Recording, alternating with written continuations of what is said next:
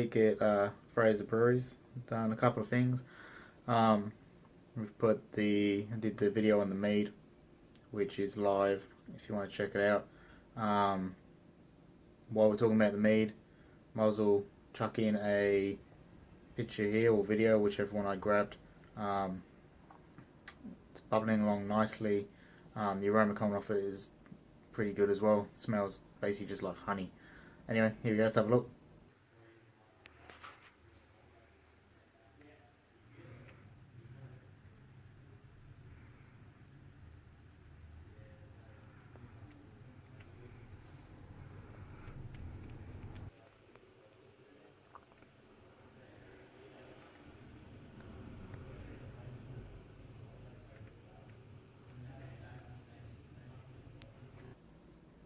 It's been about 4 or 5 days since it's been in the gallon fermenter, so hopefully another couple of weeks we should be able to transfer it, and it should start to clear over the next 6-7 weeks. Anyway, I got the recipe from Mead forum. Here's the link down here somewhere. It's also in the description, and if you want to check out the video, I'll put a link to the video once I work out how to do annotations, but otherwise it's be down below. Been a busy morning for myself. Bottled the ESB I did a couple of weeks ago. It's been in a fermenter for about 10 days. Final gravity is about 1.01415. Punching it into Beersmith makes it 5.5% alcohol. My mashing efficiency is going nuts. It's supposed to be 1.046 going into the fermenter. I got 1.056, so 4.5% beer is now 5.5% beer essentially. But hopefully it tastes good, that's the main thing. Bottled 14 litres because my measurements in Beersmith were out. I forgot to put in the loss for my boiler, dead space down the bottom, which is about 4 or 5 litres I think it is.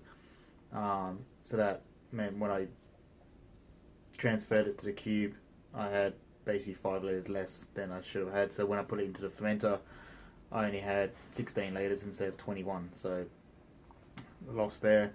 That's all been fixed up. I've adjusted, so future brews will be good. I'll get the correct amount into the fermenter, and hopefully I can lower the grain usage to account for the extra efficiency. So I'm getting about 80%, 77 to 80% instead of the 70% that's in Beersmith. Only problem I ran into doing my bottling, ran out of carbs, ran up to the shops, got some. By the time I came back, somehow a fly got into the beer, so I dumped the last 6 litres. It's not the end of the world. It was more of just an experimental brew I just quickly chucked on, so I haven't got really high hopes for it, but I guess we'll find out soon enough. I did used to batch prime, but for some reason, I don't know if it's because the dextrose I had is a couple of years old, that it somehow lost its potency or fermentability, I'm not sure. But I did a couple batch primes with that, and the carbonation on those beers was pretty much non-existent, which is why I went back to carbs. So interested in anyone's thoughts on if they've experienced this. I was using the correct amounts. I was using about 120, 130 grams for the batch of dextrose, but as I said, there was no carb on it. So who knows why it was going on with that. So the ESB was the first time I've done a whirlpool. Pardon me. So basically I just let it sit for 10 minutes for a lot of it to settle, and gave it a good stir for about a minute, and then let it settle again for about 10 to 15 minutes, and then I transferred what was in there into the cube. Usually I'd tip the cube, which is probably where I was getting most of my issues with so much junk into the fermenter. So I didn't tip it this time, just let that dead space stay there. Because the previous issues I've had is I've just basically dumped everything from the boil kettle straight away into the no-chill cube. And in the no-chill cube, everything's just gone straight into the fermenter. And you can't wash the yeast because you've got your hot break, your cold break in there. And when you try and wash it, it won't separate correctly, which meant I couldn't wash yeast, which is really frustrating me. So, read it up while I was boiling this mash, just doing a bit of a read. And people suggested doing a whirlpool at the end of the boil. Like I said, I'd sit, then do a whirlpool, and then you transfer off the liquid, and just leave your dead space. And after I transferred from the fermenter to the bottling bucket today, the yeast, the cake was completely different. It looked like a normal yeast cake. There was no hot break, no cold break in there at all. So that was the tops. I'll chuck a photo in while we talk about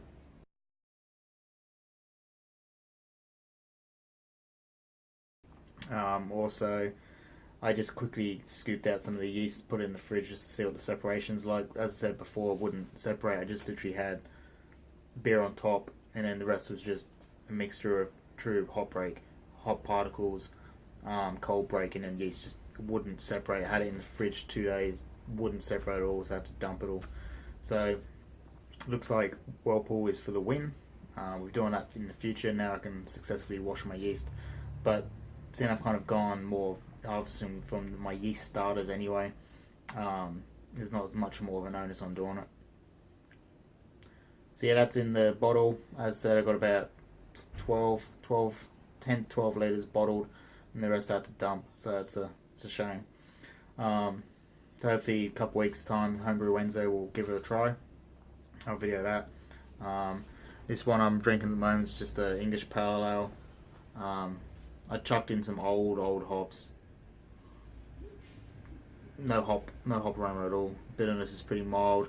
And I still haven't been adjusting my hop additions. And I'm planning to do a side-by-side batch just to see what the difference in bitterness is.